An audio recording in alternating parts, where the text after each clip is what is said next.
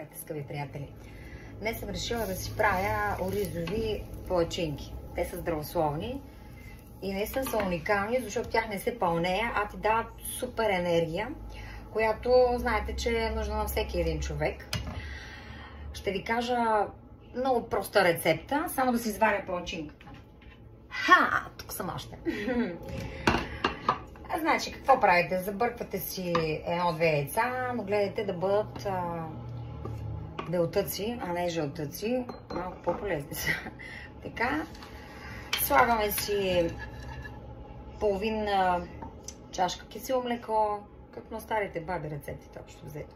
Така, половин чаша кисело млеко, половин чаша вода, малко сода, малко бак пулвер, една идея. Тоест една лъжичка, оризово брашно и правиме сместа да бъде, това ще кипне леко. Аз докато ви говоря си ги правя. Слагаме сместа, значи оризовото брашно трябва да бъде толкова, че да стават много гъсти, много по-гъсти, отколкото другата смес за палачинки. Не като боза, доста по-гъсти.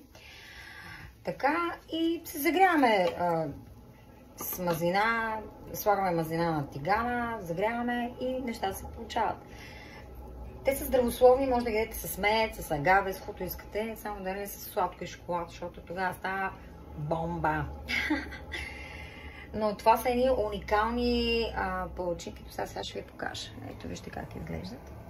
Манички. Те се правят малки, защото като са големи, оризовото брашно не е такова като бялото да стяга и се разплуват буквално, затова трябва да се правят по-мънички, за да имат форма, но са уникално вкусни. Наистина и това ме поддържа изключително във форма. Приятен апетит! И да ги опитате. Не ми кажете дали ви е харесвало.